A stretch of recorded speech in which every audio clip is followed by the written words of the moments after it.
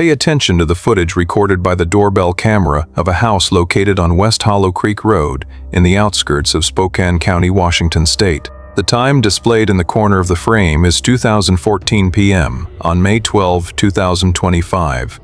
A white delivery SUV slowly turns into the driveway in front of a single-story house set apart amid sparse woods. The vehicle rolls forward a few meters and stops. The brake lights flash once. The driver's side door opens. A woman steps out. She appears to be in her early 70s, small build, silver hair tied neatly at the back. She is wearing a light gray jacket, dark pants, and a delivery employee badge hanging in front of her chest. She closes the car door, picks up a small rectangular package, and walks toward the front porch steps. Her name is Eleanor Whitaker. She is 74 years old, a part-time delivery driver for a local courier company in Spokane. After retiring a few years earlier, Eleanor started this job simply to stay busy and keep getting out of the house every day. Over more than 3 years on the job, she has delivered packages to thousands of homes across Spokane County. That afternoon was just like any other workday. Eleanor climbs the 2 wooden front steps. She presses the doorbell. The chime rings through the camera's microphone. Eleanor waits. No one answers. She knocks twice, lightly but clearly. The house behind the door remains silent. No footsteps, no voices, no movement in the frame except for Eleanor and the package she is holding. She leans in to look through the glass panel on the door. That is when she notices a small detail. The door is not fully closed. It is ajar by a narrow gap, just a few centimeters. As if someone had pulled it shut but forgot to latch it. Eleanor knocks once more. Delivery. She calls out loudly, her voice carrying into the dark house. No response. Eleanor stands there for a few seconds. She peers inside through the gap. No one is visible. After a brief hesitation, she reaches out and gently pushes the door. The door swings open. Eleanor steps inside and disappears from the camera frame. The time displayed at that moment is 2:16 p.m. The door closes behind her. That is the last time Eleanor Whitaker is seen on security footage. 3 minutes after Eleanor enters the house, the camera continues recording an empty porch. The package that was supposed to be delivered remains on the step. No one comes out to retrieve it. No one exits the house. The delivery SUV remains in the driveway, engine off, doors closed. Time keeps passing. 2:30 p.m., 3 p.m., 4 p.m.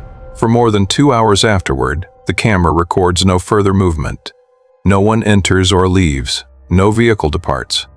The house behind the partially closed door remains completely silent. Around 5:07 p.m., at the dispatch center of the delivery company where Eleanor works, the GPS tracking system shows an unusual signal. Eleanor's delivery route should have been completed nearly an hour earlier, but on the tracking map, her SUV is still stationary at the same address on West Hollow Creek Road. A dispatcher calls Eleanor. The call goes straight to voicemail. He calls again. Still no answer. This immediately raises concern. Eleanor always answers her phone while working. She has never missed a call from dispatch. After a few minutes of discussion, the company decides to send another driver to the address to check on the situation. That driver arrives around 5:30 p.m. As his vehicle turns into the driveway, he immediately sees Eleanor's white delivery SUV still parked in front of the garage. The package is still on the front step. He walks up to the porch. "Hello?" He calls loudly. No response. He knocks. The door is closed but not fully latched. He looks through the glass but sees no one in the living room. He stands there for a few seconds, glancing back at the delivery vehicle behind him. Eleanor never leaves her vehicle or abandons a shift like this. If she had gone inside to deliver, she should have returned to the car within minutes. But now, the vehicle is still there. The package is still on the porch, and Eleanor is nowhere to be seen. The driver steps back from the door. He takes out his phone and calls 911. The call is logged at 5:41 p.m. 911, what is your emergency? I'm an employee with a delivery company. We have a driver who is out of contact. Her vehicle is still here, but she's nowhere to be found. What is your address, sir? 1187 West Hollow Creek Road, outskirts of Spokane. The delivery vehicle is still in the driveway. The package is still on the porch. We can't reach the driver. Do you see anyone in the house? No, the house is completely silent. Dispatch immediately forwards the information to the Spokane County Sheriff's Office. A patrol car is dispatched to the address. Around 6:12 p.m., the patrol vehicle turns onto West Hollow Creek Road and stops in front of the house. 2 officers step out. They quickly survey the surrounding area. In front of them is the white delivery SUV still parked in the driveway. The package sits on the front step. The front door is ajar. There is no sign that the driver has left the area. The officers slowly approach the porch. One knocks and loudly announces the presence of police. No response. No movement behind the door. The 74-year-old woman had entered this house at 2016 p.m., and nearly 4 hours later, no one can say where she has gone. Eleanor Whitaker lived in Spokane Valley, Washington, about 20 miles east of West Hollow Creek Road, where her delivery SUV was found. She was 74 years old. For most of her adult life, Eleanor worked as an accountant for a local building material supply company. She was employed there for nearly 30 years before retiring. Her husband, Richard Whitaker, passed away in 2018 after a heart attack. The two had lived together in their small home in Spokane Valley for more than 3 decades. After Richard's death, friends said Eleanor became quieter, but she maintained familiar routines, tending her small backyard garden, grocery shopping in the mornings, and calling her son every weekend. About 3 years earlier, Eleanor signed up as a part-time delivery driver for a local courier company. She told friends the job gave her a reason to leave the house each day, meet people, and avoid feeling lonely. The work mainly involved delivering online-ordered packages to households across Spokane County. Eleanor quickly became one of the company's most reliable drivers. In more than 3 years on the job, she was rarely late, never missed a shift, and received no customer complaints. Many people in the area even grew accustomed to seeing her white delivery SUV pull up in front of their homes in the afternoons. A few elderly customers knew her name and often greeted Eleanor when she brought packages to their porches. May 12, 2025 began like any other workday. That morning, Eleanor was assigned a delivery route through Spokane Valley, then looping west through Airway Heights and the sparsely populated outskirts of Spokane County. The roads in this area often led to homes set apart by woods or open fields. The address on West Hollow Creek Road was one of the last stops on that day's route. According to the company's system, the package was addressed to a man named Caleb Mercer, 45 years old.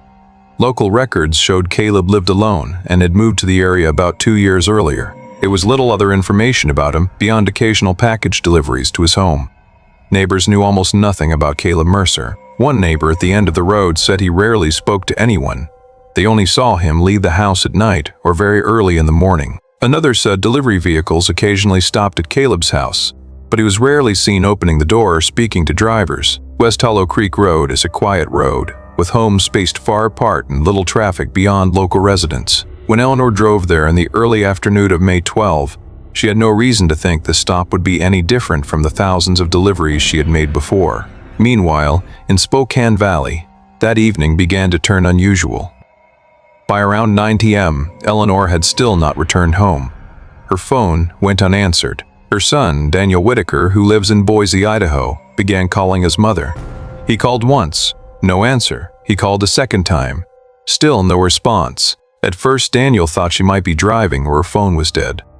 But when 9:30 p.m. approached and Eleanor still had not called back, he grew worried. Daniel contacted the delivery company where his mother worked and was told Eleanor had not completed her shift. The GPS system showed her vehicle last seen at a delivery address on West Hollow Creek Road. That information heightened Daniel's concern. At the same time, a neighbor next to Eleanor's house also noticed something unusual. Eleanor always returned home before dark, but that evening her driveway was empty. The porch light was on, but her vehicle was gone. Around 10:20 p.m., after multiple unanswered calls, Daniel Whitaker called the police again to report his mother missing. He said Eleanor had never disappeared like this before. The dispatcher logged the information and opened a missing person file under Eleanor Whitaker's name. Once Eleanor Whitaker's missing person file was officially opened, the house she entered at 2016 p.m. the previous day immediately became the center of the investigation. A team of detectives, along with crime scene technicians, was dispatched. They began in the living room just inside the front door. From the first glance, the room showed signs of something abnormal. A wooden chair lay overturned on its side on the floor. On the nearby coffee table, A ceramic mug was shattered into several pieces, shards scattered across the rug below. There were no signs of a full search or burglary, but the position of the chair and the broken mug led investigators to consider the possibility of a brief struggle. An officer photographed the scene while another marked the locations of the displaced items. They continued into the kitchen area behind the living room. There, a small but significant detail was discovered. On the tile floor near the sink was a small dry blood stain. Not much, just a few drops, but clearly not from a routine household injury. Crime scene technicians carefully collected a blood sample with a swab and placed it in an evidence bag. If Eleanor had been injured in this house, that blood could confirm it. However, what drew more attention from investigators was the absence of any trace showing Eleanor had left the house through the front door. Her SUV was still in the driveway. The package remained on the step where the camera had recorded it. That meant if Eleanor had left the house, she must have done so by another means. The team continued checking the remaining rooms in the house. The back bedroom was empty. The bathroom showed nothing unusual, but when they opened the door leading to the basement, they noticed a detail that shifted the direction of the investigation. The basement was fairly spacious, but mostly empty, with only a few metal shelves holding tools and cardboard boxes. In the far corner was a small door leading to a separate room. That door was locked. What caught the officer's attention was that the lock was on the outside. An officer used a tool to open it. The door opened slowly. Inside was a small room with concrete walls and no windows. In that room, investigators saw a metal chair placed in the center. On the floor near the chair was a roll of silver duct tape and the thick nylon rope. Scratches on the chair arms suggested the rope may have once been tightly tied there. A high-powered lamp sat on a shelf against the wall. The room was empty, but its arrangement immediately told investigators this was not an ordinary storage room. A crime scene technician knelt to examine the concrete floor. There were small scratches and faint drag marks, as if something had been pulled across it. There was no Eleanor Whitaker in that room. No one in the house, and the homeowner, Caleb Mercer, was also absent. Officers tried calling the phone number registered to Mercer. The call did not connect. They tried a second time. Still no answer. An investigator checked the garage behind the house. The pickup truck registered to Caleb Mercer was not there. This raised further concern. According to neighbors, Mercer rarely left home during the day. But since the previous afternoon, no one had seen him. As investigators returned to the living room and reviewed the newly taken crime scene photos, the picture began to form more clearly. Eleanor Whitaker had entered this house at 2:16 p.m. There were signs of a struggle in the living room. There was blood in the kitchen.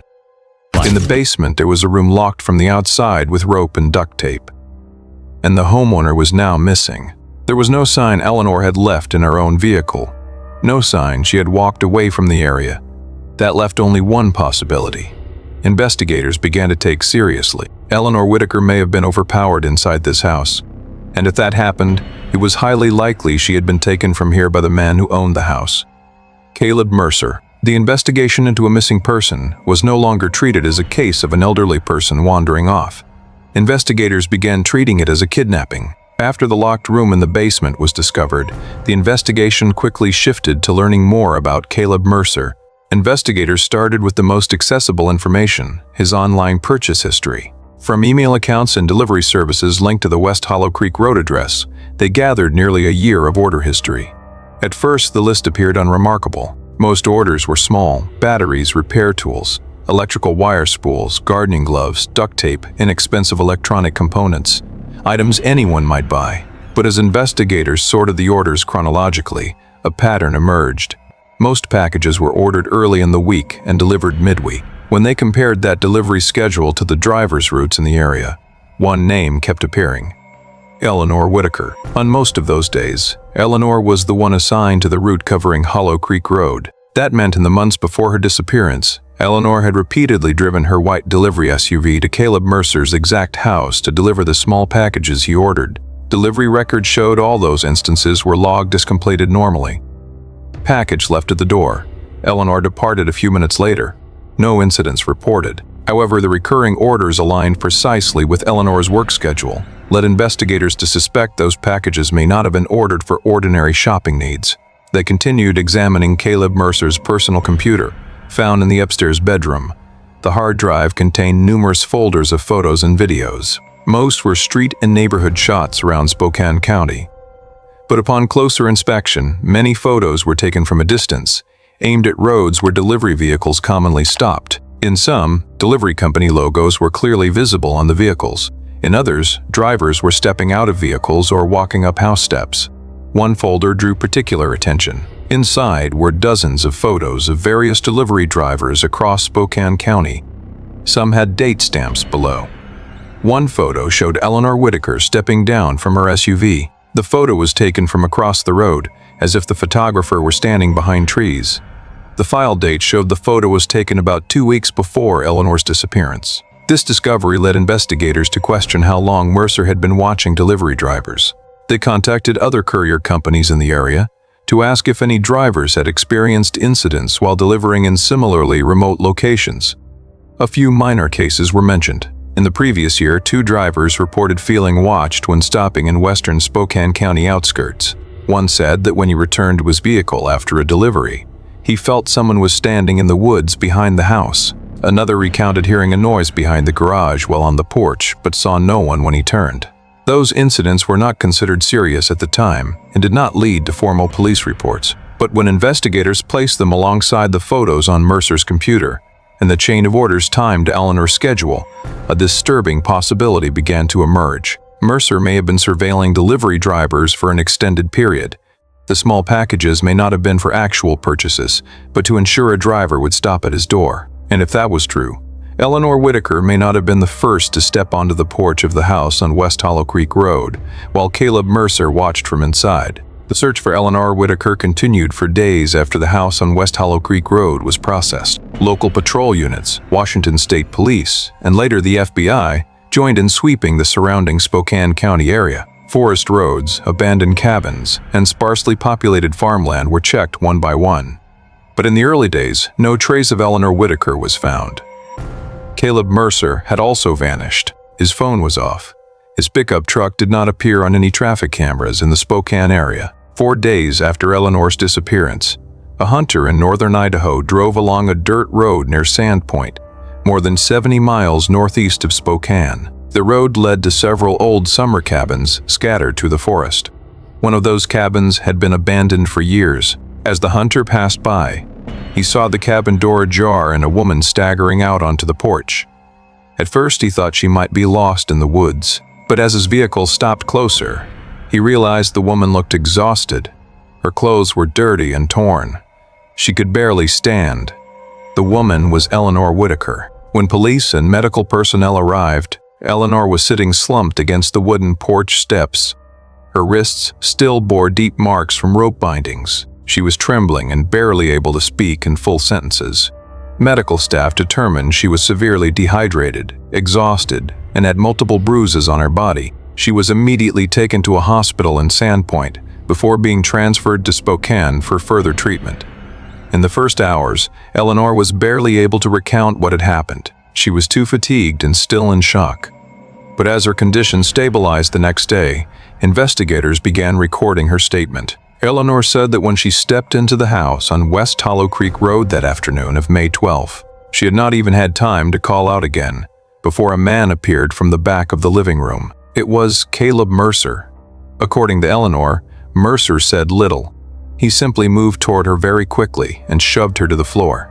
She tried to get up, but Mercer was much stronger. He bound her hands with nylon rope and dragged her down to the basement. The small room in the basement that police later discovered was where Mercer held her in those first hours. Eleanor said Mercer tied her to the metal chair in the center of the room. Her hands were bound behind the chair back with rope. Duct tape was wrapped around her wrists to keep the rope from slipping. The room had no windows. Only a single bulb hung from the ceiling. In the early hours, Mercer barely spoke to her. He only came in and out of the room, checking the bindings and sometimes shining the light directly into her face.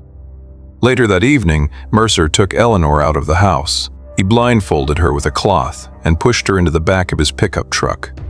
Eleanor did not know exactly how long they drove, but when the vehicle stopped, she was pulled out and taken into a small wooden cabin deep in the forest.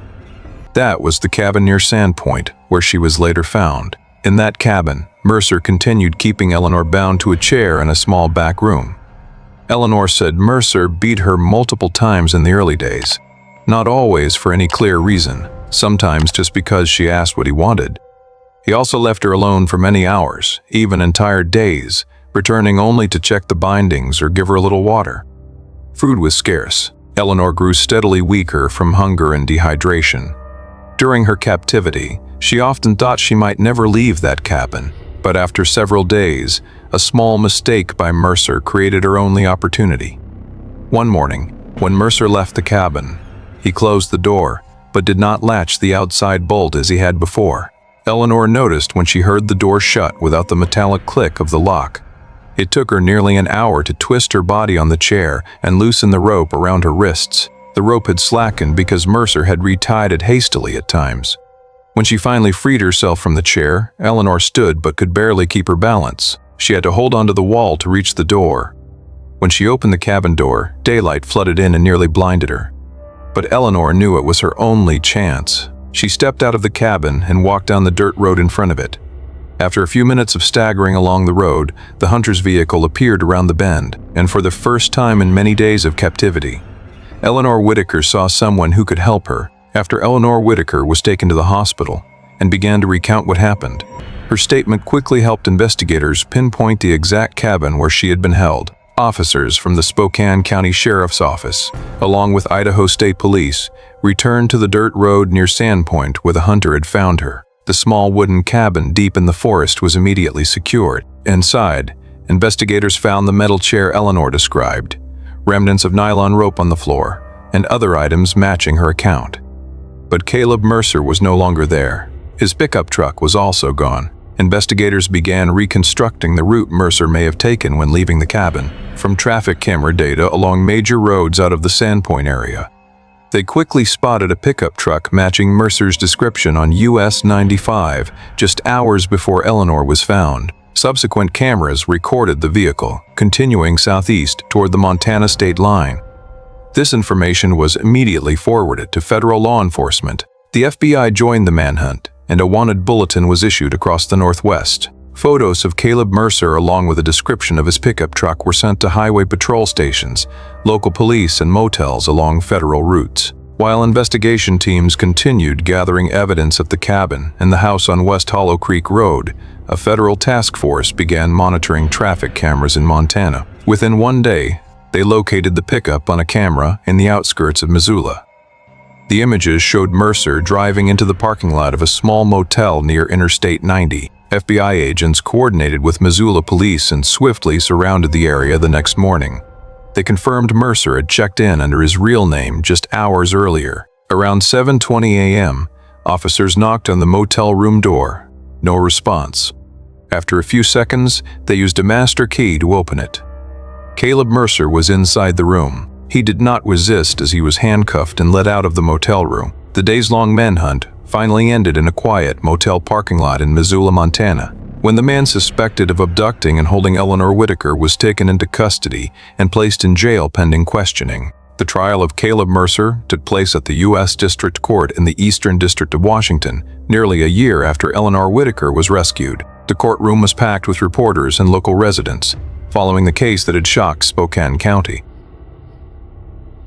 On the third day of the trial, Eleanor Whitaker took the witness stand. She was still thinner and frailer than before, but her voice was clear as she recounted what happened on the afternoon of May 12, 2025, when she entered the house on West Hollow Creek Road. She described how Caleb Mercer overpowered her in the living room, bound her with nylon rope, and dragged her to the basement. She recounted the days held captive in the cabin near Sandpoint, the beatings, the starvation, and being tied to the metal chair in the sealed room. Prosecutors then presented a series of evidence collected during the investigation. Mercer's DNA was found on the rope and duct tape in the basement room. Video extracted from Mercer's phone showed him recording short clips inside the cabin where Eleanor was held. Other physical evidence, including the metal chair, nylon rope, and tools found in the basement of the West Hollow Creek Road house, was shown to the jury. The defense attorney argued that Mercer had no intent to kill the victim, and that Eleanor had escaped the cabin on her own. However, prosecutors pointed out that holding an elderly person for days without adequate water and food was sufficient to constitute intentional endangerment of life. After many hours of deliberation, the jury returned to the courtroom with its final verdict. Caleb Mercer was found guilty on all charges, including kidnapping, torture, unlawful imprisonment, and attempted murder. The judge then sentenced him to life in prison without the possibility of parole, closing the case of the abduction and prolonged captivity that began with what seemed like a routine delivery on West Hollow Creek Road. If you want to see more untold true case files, please subscribe to the channel so you don't miss the next stories. Thank you for watching, and see you in the next video.